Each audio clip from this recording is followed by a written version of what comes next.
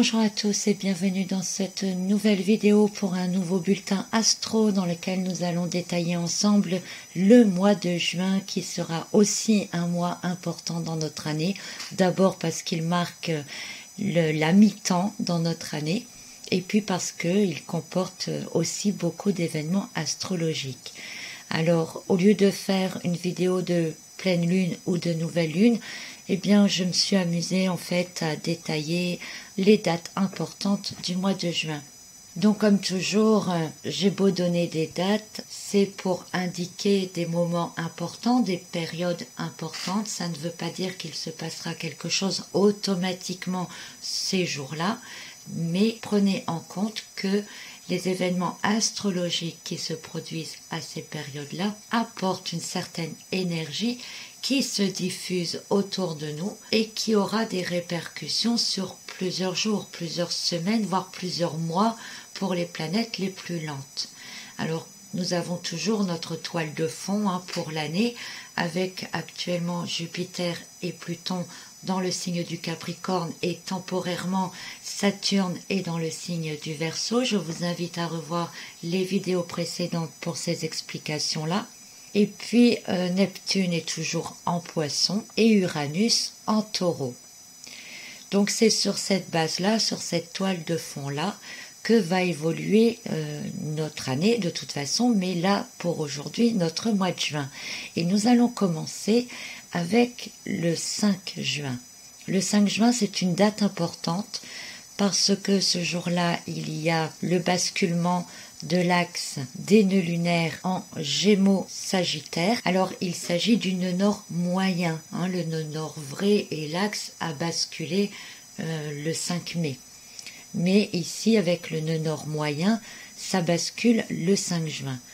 Pourquoi c'est important? Parce que ce jour-là, il y a la pleine lune, une pleine lune en Sagittaire avec éclipse. Et on dit toujours que les éclipses viennent activer les nœuds du destin.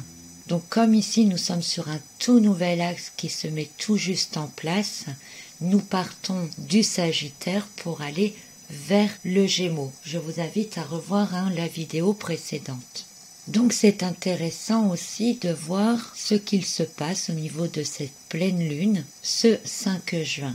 Alors nous avons la Lune qui est opposée à Vénus et qui sera en carré à Mars et à Neptune.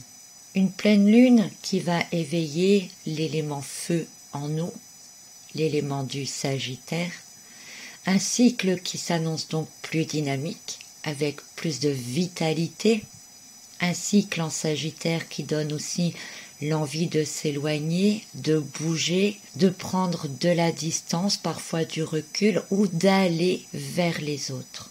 Une énergie qui va se coupler au nœud sud, donc en Sagittaire lui aussi, qui nous fera sans doute prendre conscience également de comportements enfouis ou qui pourraient brimer nos comportements naturels. Comme si on n'avait pas le droit de faire ce que l'on voulait, ou aller où l'on souhaite, mais que on exprime le besoin de reprendre ce droit. Une pleine lune qui pourrait aussi nous faire prendre conscience de comment et pourquoi nous gaspillons de l'énergie. Le carré de la pleine lune à Mars va augmenter notre impatience et notre intolérance, comme si on prenait conscience de ce qui ne convient pas, mais en même temps, on ne sait pas encore comment y remédier vraiment. Le feu intérieur, couplé à l'action de Mars, peut malmener nos émotions et nos convictions. Et le carré avec Neptune annonce en plus une sensibilité excessive, voire à fleur de peau. On pourrait réaliser que l'on s'est trompé ou que l'on a été trompé, voire abusé à notre insu. Et ce n'est pas toujours facile de se dire qu'on a pu se laisser abuser ou manipuler ou encore d'admettre que l'on a pu se tromper.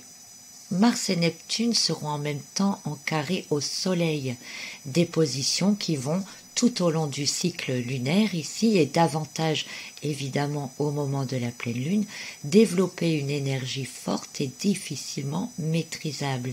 Ce sera surtout un moment culminant dans la situation actuelle que nous vivons, qui augmente la difficulté à supporter les limites, les contraintes et l'autorité.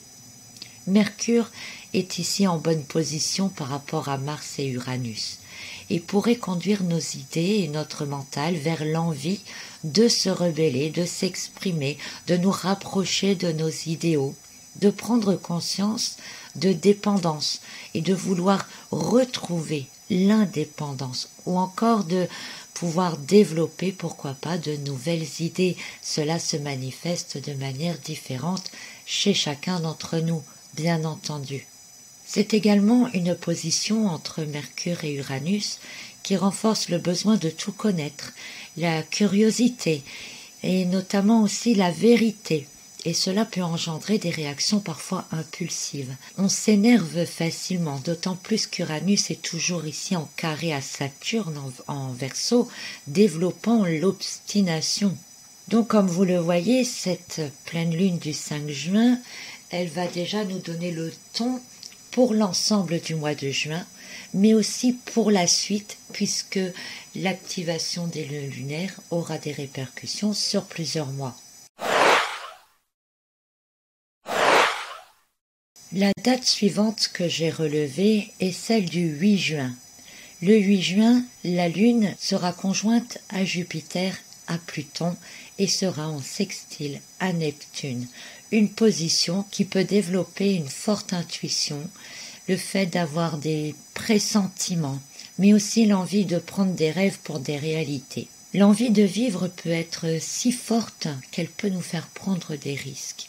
Risque ou peur ressentie, réelle ou non, mais qui se trouve en nous par la conjonction avec Pluton. On pourrait dire aussi avec la situation actuelle que l'on tente de réveiller la peur en nous, un peu comme une menace planante. La conjonction avec Saturne un peu plus tard dans la journée tend dans ce sens puisqu'elle vient ôter de la spontanéité et renforcer la frustration et l'insatisfaction. Vient ensuite la date du 12 juin. Pourquoi j'ai retenu cette date? Parce que ce jour-là, il y a une conjonction exacte entre Mars et Neptune en Poisson. Une conjonction importante à noter puisque ce même jour, la Lune fera une conjonction aussi avec ces deux planètes. On aura donc un trio Mars, Neptune et Lune.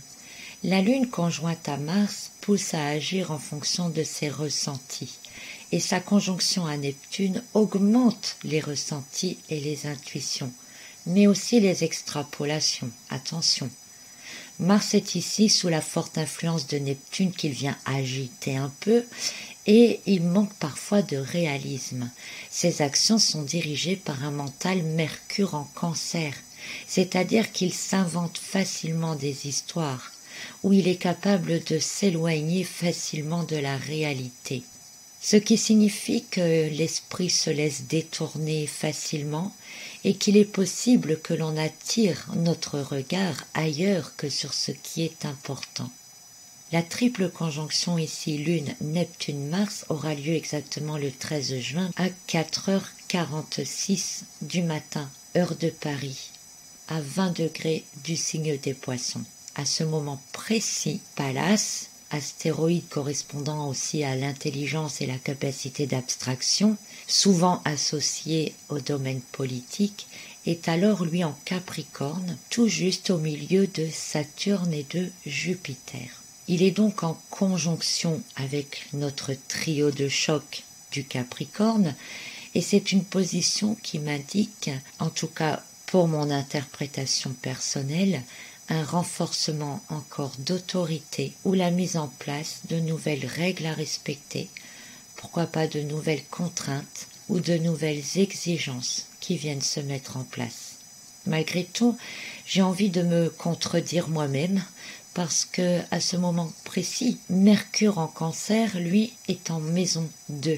Ce qui, chez certains, avec Mars conjoint à Neptune, pourrait se traduire par la capacité de voir et comprendre au-delà des apparences.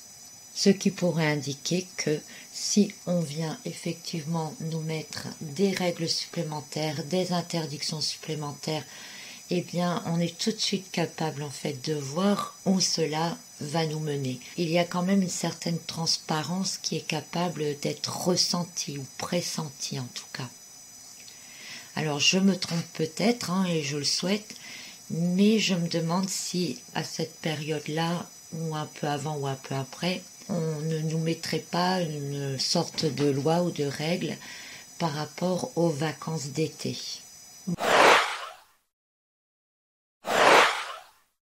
Bref, la date suivante est celle du 17 juin. La Lune parcourt son cycle et fera à cette date une conjonction à Uranus, qui sera, lui, en sextile à Mercure, toujours en Cancer. La conjonction avec Uranus va relever le besoin d'indépendance et de liberté déjà bien amorcé précédemment. Donc vous voyez, si vers le 12, on nous met des lois supplémentaires ou on nous impose des choses supplémentaires qui pourraient réduire nos libertés ou notre sentiment d'indépendance ou diminuer notre autonomie, eh bien, le 17 juin, ce besoin d'indépendance, d'autonomie, de liberté se fait ressentir. C'est là qu'on peut se rendre compte de ce dont on nous prive, par exemple. Il faut quelquefois quelques jours pour réagir. Donc, cette conjonction, et avec Mercure en Cancer, eh bien, va augmenter, renforcer un peu la tension intérieure. Ça peut aussi se manifester par des retournements de veste, le fait de changer d'avis, le fait qu'on vous dise un coup blanc, un coup noir, on ne sait plus trop sur quel pied danser, ça agace, mais tout cela, ça peut aussi se traduire par le fait d'être capable de comprendre autrement.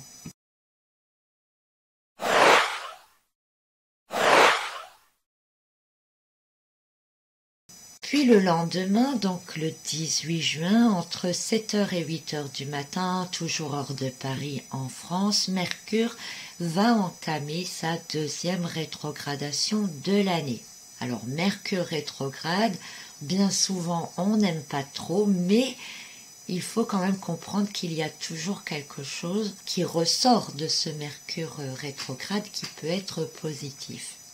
Bien qu'ici, Mercure rétrograde en Cancer et que c'est certainement l'un des signes dans lequel sa rétrogradation n'est pas facile à vivre. Pourquoi ? Parce que il confronte énormément le mental avec les émotions.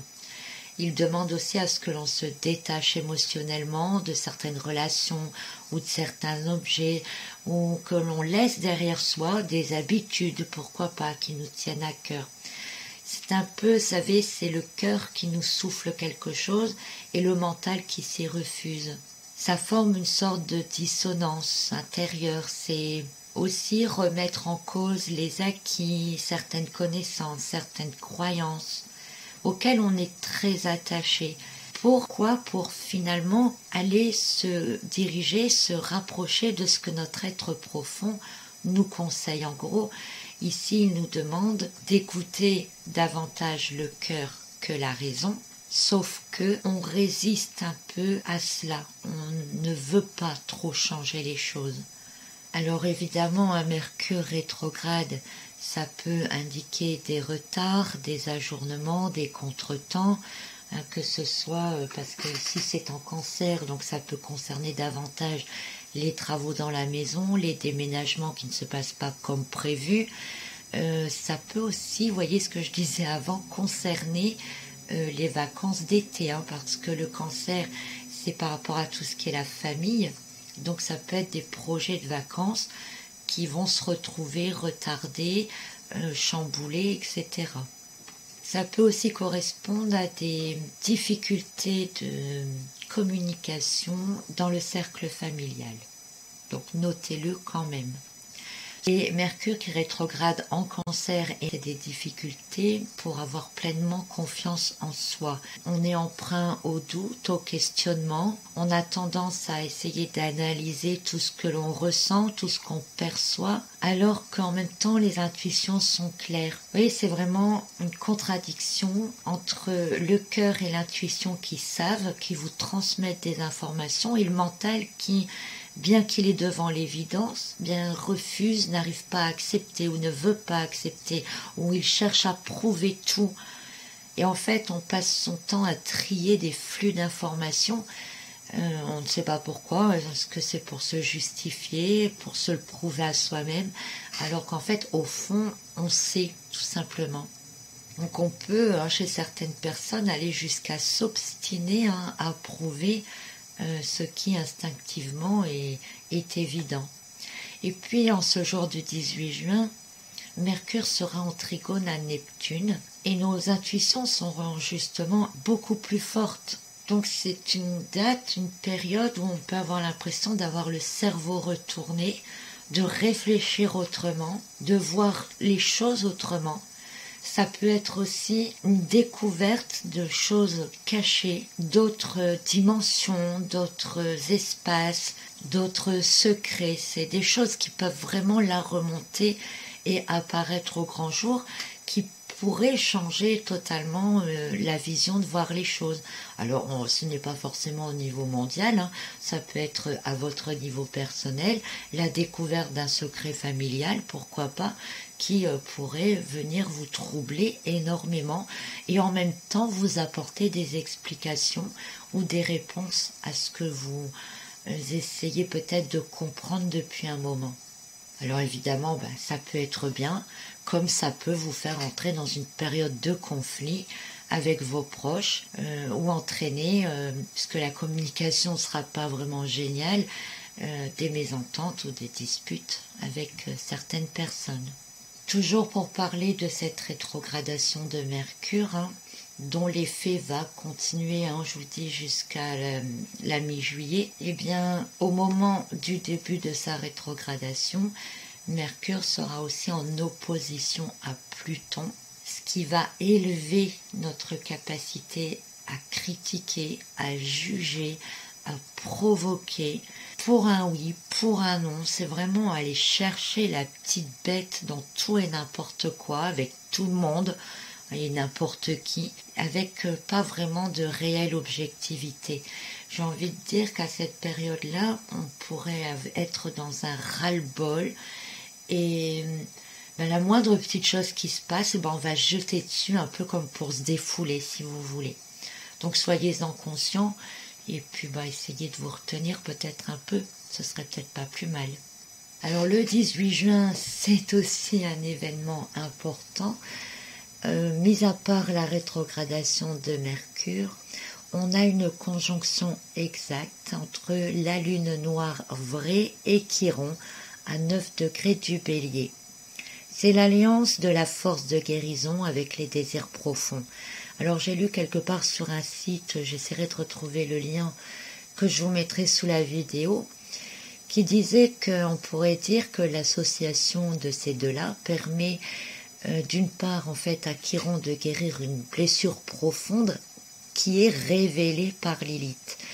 Vous voyez, je vous disais juste avant que ça peut être quelque chose qui apparaît, qui sort des profondeurs, qui est mis au clair, mis en avant, que vous vous doutiez peut-être, mais là c'est face à vous, et puis ça provoque du refus en vous, de la non-compréhension, de la non-acceptation, etc.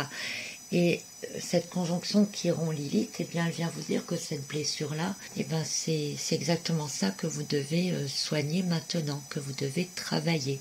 Alors ça peut être une blessure liée à un traumatisme ou à une répression. Alors de manière générale, globale, ici on peut aussi parler de devoir se guérir de la répression, d'avoir été confiné par exemple. Il y a des gens qui en sont traumatisés d'avoir été enfermés comme ça. Donc ça peut être bien de travailler dessus à partir de là. En tout cas, que ce soit à un niveau personnel, que vous découvrez quelque chose, ou que ce soit une découverte ou une révélation au niveau mondial, il va falloir accepter, travailler dessus dans le but de s'en défaire pour pouvoir ne plus être touché, ne plus être brimé, ne plus être freiné par cela. C'est un frein souvent inconscient, Donc là, ça devient conscient. Donc à partir du moment où ça devient conscient, on doit pouvoir continuer d'avancer sur un nouveau chemin. Cet article, il disait aussi que pour y arriver, eh bien, il faut savoir affronter les ombres qui vont avec. En effet, tout n'est pas forcément plaisant à affronter, mais une fois que l'on maîtrise les ombres qui vont avec, eh bien, on maîtrise la polarité de la chose, c'est-à-dire ses avantages et ses inconvénients, si vous voulez. Et là, eh bien, on peut en faire quelque chose. Et c'est là qu'on grandit après. Alors dans cet article-là, donc je vous dis ce que j'y ai trouvé et puis je vous l'explique comme je l'ai compris, mais j'essaierai de vous mettre l'article en dessous. En fait, il mentionne aussi que l'union, ici la conjonction de Lilith et de Chiron, active davantage le cerveau droit, c'est-à-dire notre cerveau connecté aux rêves, aux intuitions, à l'imagination, qu'on oppose souvent au cerveau gauche qui est cartésien et analytique. Alors moi j'aime pas tellement opposer les choses parce qu'on est toujours dans la dualité, moi j'aime bien réunir les deux choses, mais bon je vous l'explique comme ça pour que vous le compreniez. Donc justement vous voyez Mercure qui est beaucoup plus cartésien, plus analytique, qui décortique tout en rétrogradation, se met quelque part en stand-by pour laisser la place à tout ce qui est imaginaire, intuitif, etc. Donc si vous ne tournez pas en rond à essayer de comprendre et cogiter tout ce que vous pouvez voir, entendre, etc., et que vous laissez un peu faire votre intuition, vos ressentis, et que vous laissez vraiment apparaître ce qui doit remonter pour être guéri, eh bien là, ce Mercure rétrograde vous sera vraiment utile. Alors, j'ai noté que la conjonction exacte de Lilith et de Chiron permet de dire que ça pourrait concerner la place que l'on occupe dans le monde ou dans notre environnement, qu'on veut peut-être guérir d'un manque de reconnaissance, de comprendre l'utilité que l'on a pour soi et pour les autres. Ça peut aussi concerner le fait de se sentir rejeté ou de se sentir trahi. Donc vous voyez, ce sont toutes des choses, des sujets, alors ça ne concernera pas tout le monde, encore une fois, mais pour la majorité d'entre vous, si vous avez ces blessures-là, c'est-à-dire le manque de reconnaissance, le fait de trouver votre utilité, le fait de vous sentir rejeté, mal aimé, ou si vous avez toujours l'impression d'être trahi, eh bien il y a quelque chose qui devrait se révéler à vous pour comprendre pourquoi vous ressentez cela. Et c'est là-dessus donc que vous devrez travailler. Voilà, je m'étale un peu, j'espère que vous comprenez ce que j'essaye d'expliquer. À un niveau beaucoup plus large et de la société, eh bien être brimé, incompris, non écouté, manipulé, on pourrait dire que dans l'ensemble, ça devient insupportable pour l'ensemble des gens qui se sentent finalement réduits à une sorte d'esclavagisme, quelque part. Et dans ce sens-là, si c'est ce que ressent vraiment l'ensemble de la population, eh bien Chiron et Lilith pourraient venir ici introduire l'envie de se désidentifier des normes actuelles, de se détacher des jugements, des contraintes ressenties, de se sentir à nouveau libre de penser, de s'exprimer. Par exemple, j'ai beaucoup entendu dire ces derniers temps que certains trouvaient que l'on nous infantilisait. Alors, pour notre bien, évidemment. Et bien en fait, vous voyez, c'est un peu ça. On se rend compte que cette infantilisation, dans ce cas-là, eh bien, diminue notre propre capacité, notre confiance intérieure, et même qu'elle nous manipule. Et en fait, on voudra sortir de cela. On voudra dire, non, je suis un être libre, j'ai quand même le droit de penser, de dire ce que je veux faire, je suis capable de savoir ce qui est bon pour moi, je suis aussi capable d'être raisonnable, alors ça, peut-être pas tout le monde, mais bon. Vous voyez, là où Mercure viendrait dire, mais non, voyons, c'est pourtant bien, et bien Chiron, lui, viendra souffler, mais tu es libre. Et la lune noire, elle viendra dire, tu es capable de t'occuper de toi, de tes proches, de savoir ce que tu dois faire, d'être autonome, etc. Voilà, je pense que vous avez compris ça. Bref, on voudra se détacher de tout ce qui a été imposé peut-être ces derniers mois ou ces dernières années. Et ça vient s'ajouter donc aux énergies précédentes de la pleine lune qui évoque la difficulté à supporter les limites, les contraintes, l'autorité, les intuitions, les pressentiments qui augmentent, etc. Donc vous voyez, peu à peu, on a quelque chose qui monte, qui pousse. Alors depuis le temps que je parle de cocotte minute, on va en reparler après, mais là ça continue à chauffer dans la marmite. Nous avons ensuite le 19 juin. Le 19 juin, Pluton et Jupiter, qui sont déjà en conjonction, mais qui se rapprochent davantage, ne seront plus qu'à 1 degré d'écart à ce moment-là. Et elles sont toutes les deux rétrogrades. Donc c'est la tension qui va encore augmenter, qui va s'ajouter à la conjonction Lilith-Chiron. Et le Soleil, quant à lui, n'est qu'à 1 degré du nœud nord et fera déjà ressentir tout doucement les effets de l'éclipse solaire du 21 juin. Un Soleil qui sera ce 19 juin en carré à Mars et qui viendra augmenter les effets et les prémices donc de la conjonction exacte Pluton-Jupiter en déployant les réactions impulsives, le refus encore et toujours des contraintes et de l'autorité et l'envie de lutter pour sa liberté, ses idéaux ou tout simplement ses droits d'être humain.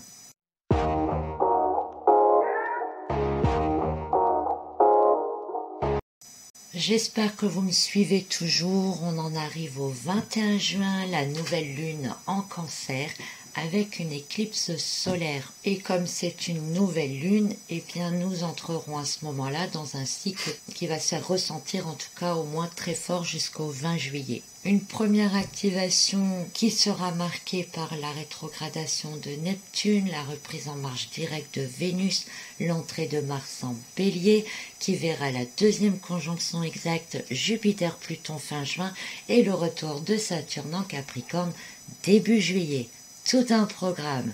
Une nouvelle lune ici en Cancer à fleur de peau, puisque nous serons dans l'état où nous aurons terminé le cycle lunaire précédent, dans l'émotionnel, avec la passion qui se réveille. Mais il n'y a pas que la passion qui se réveille, il y a aussi le fait de voir la réalité autrement, d'avoir des actions franches et spontanées, dans le but d'en découdre avec tout ce qui ne convient plus. C'est là le ras-le-bol général qui s'exprime et se propage émotionnellement.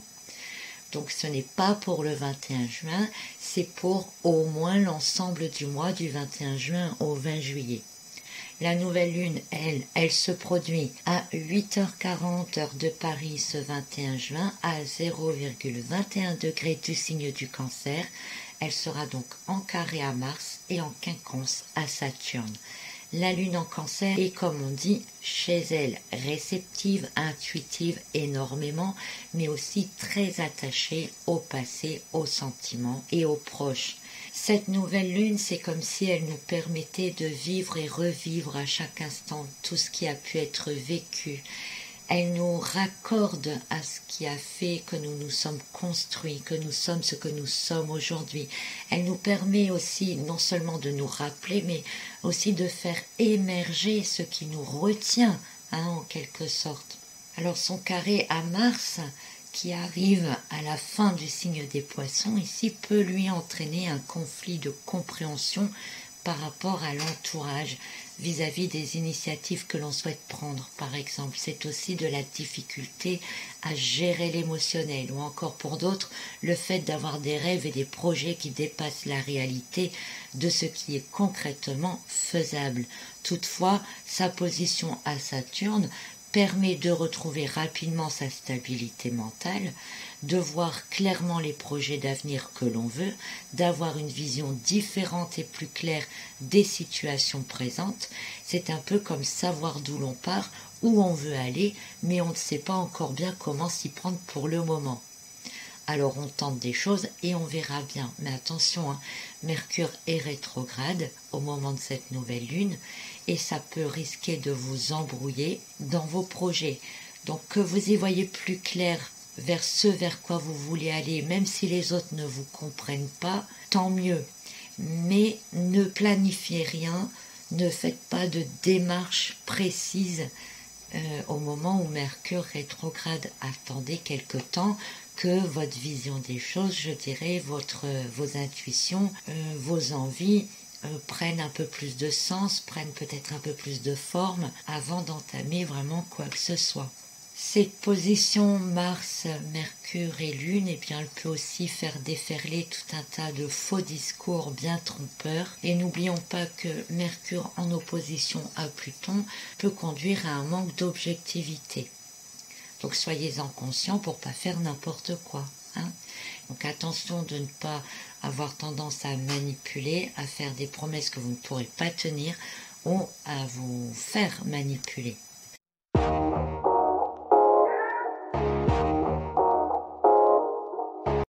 Bien, alors poursuivons notre suivi du mois de juin et nous arrivons maintenant à la date du 22 juin. Le 22 juin, Pluton et Jupiter sont là en conjonction exacte, tous les deux à 24 degrés du Capricorne, entraînant à nouveau la démesure et sensibilisant de nouveau à des problèmes de masse concernant l'humanitaire, mais aussi tout le domaine physique et matériel. Au niveau de la planète, il peut se produire des manifestations géologiques. Des angoisses peuvent donc se manifester, une autre phase de changement et de transformation se met en route. Disons que c'est l'amorçage d'une nouvelle étape. Il y aura une troisième conjonction Jupiter-Pluton vers la fin de l'année, nous en reparlerons le moment venu.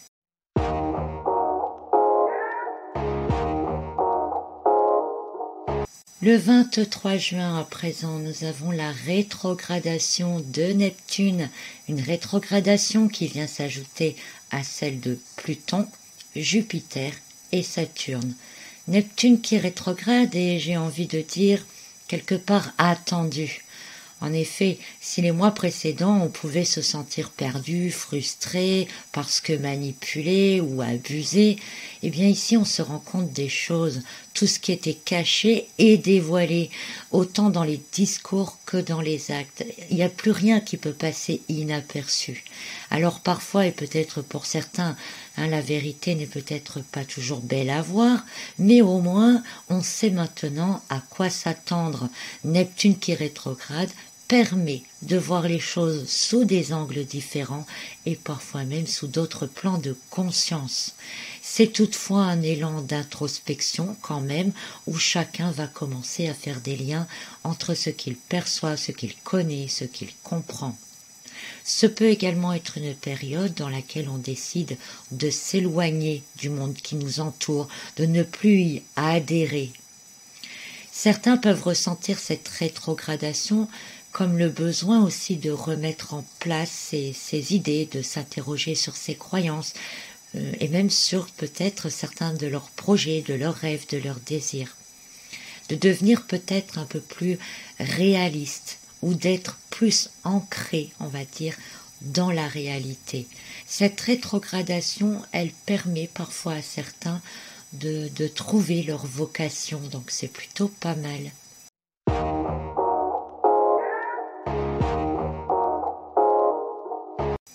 Nous arrivons ensuite au 25 juin à 8h48 exactement. C'est le moment où Vénus termine sa rétrogradation en Gémeaux. Je vous invite à revoir la vidéo de Vénus en Gémeaux que j'avais faite. Vénus est dans ce signe depuis plusieurs semaines et elle y reste plus longtemps qu'à l'accoutumée puisqu'elle fait une rétrogradation dans ce signe. Donc le 25 juin à 8h48, elle reprend sa marche directe et réveille les passions, réveille les envies et elle sera en maison 11, en trigone à Saturne. Donc elle nous invite à nous extérioriser, à avoir envie de renouer des liens, à reprendre contact, mais aussi à rencontrer de nouvelles personnes. Elle donne envie de changer d'air Et le fait que sa reprise s'effectue en maison 11 va développer l'aspiration à la liberté, l'envie d'indépendance. Elle nous ouvre sur le monde et augmente notre curiosité, un sentiment qui sera à ce moment-là comme un but ultime, comme quelque chose d'absolument inévitable à atteindre. Et pour cela, avec le trigone à Saturne, eh bien, elle est capable de s'y tenir avec obstination. Ça devient, comme je vous dis, comme une sorte de priorité.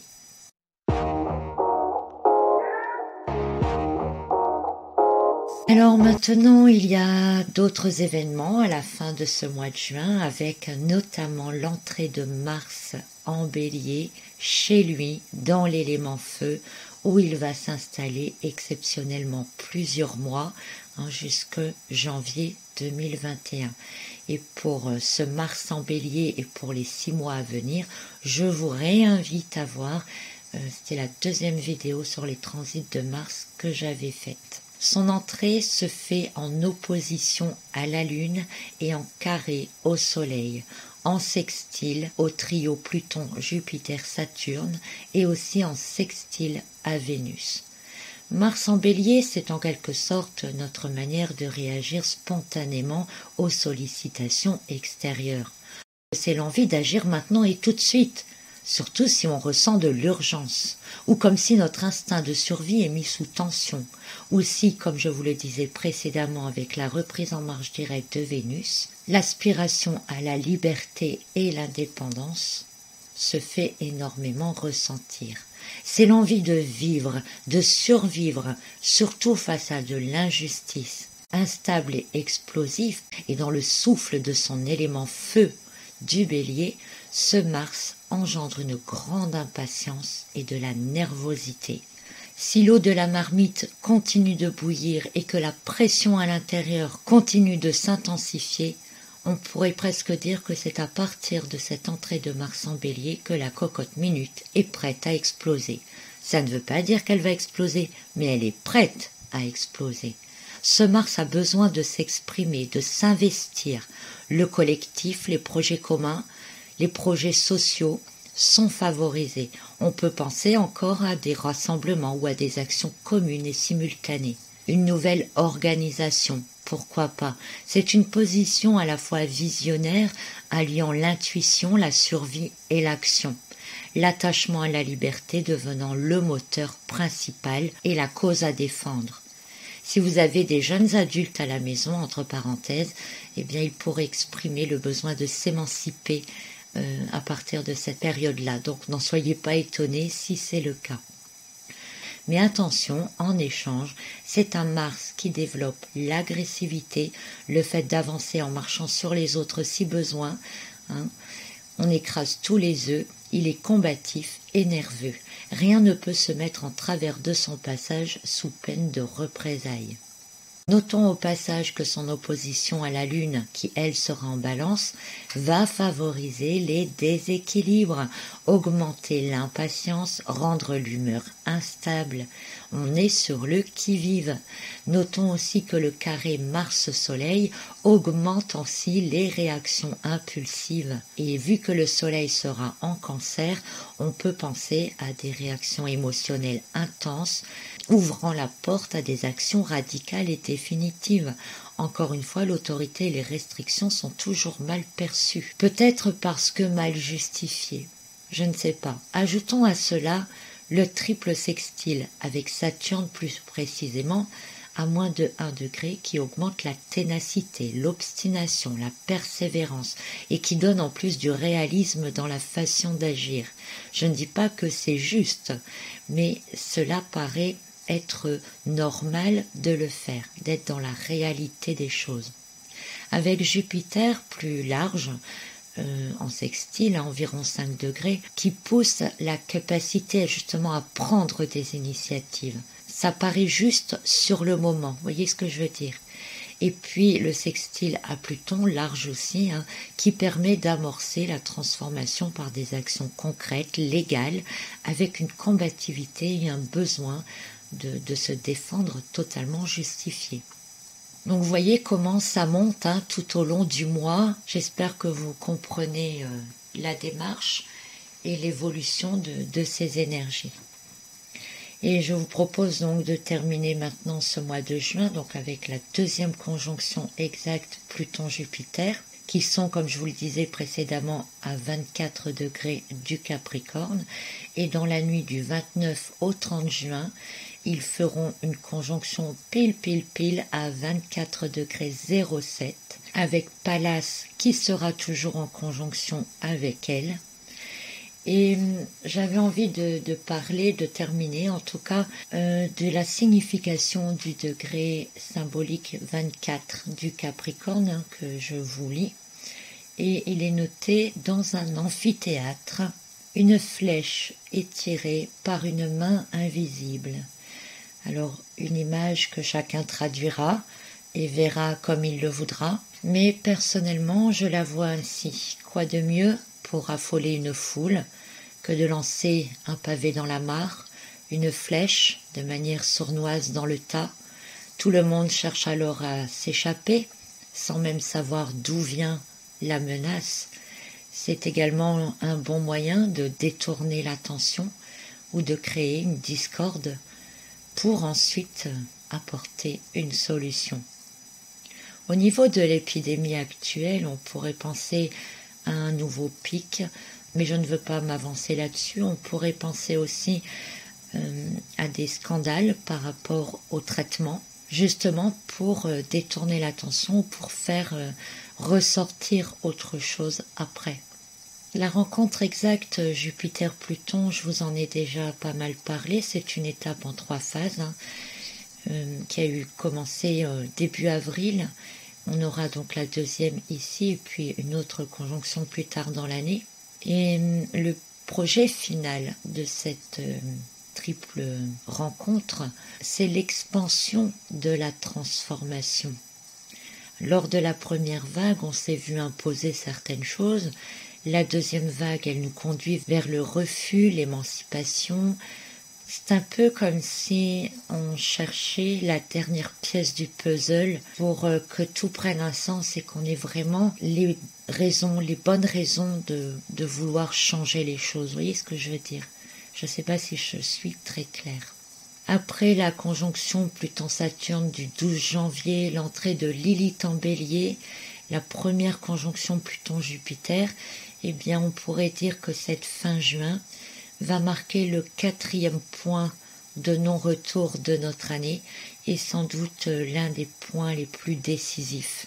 Un tournant pour tous. Et à un niveau individuel, eh bien, ceux qui souhaitent un grand changement dans leur vie, eh bien, c'est le moment où vous serez enclin à agir.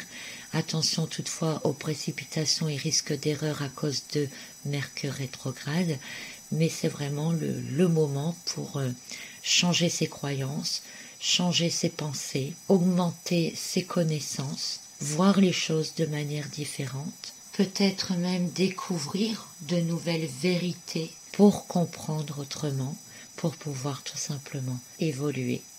Je vous dis à très bientôt pour une autre capsule astro. Nous verrons ensemble les énergies du mois de juillet. Je vous retrouve d'ici là pour d'autres vidéos ou d'autres messages. Prenez soin de vous, je vous embrasse. À très bientôt.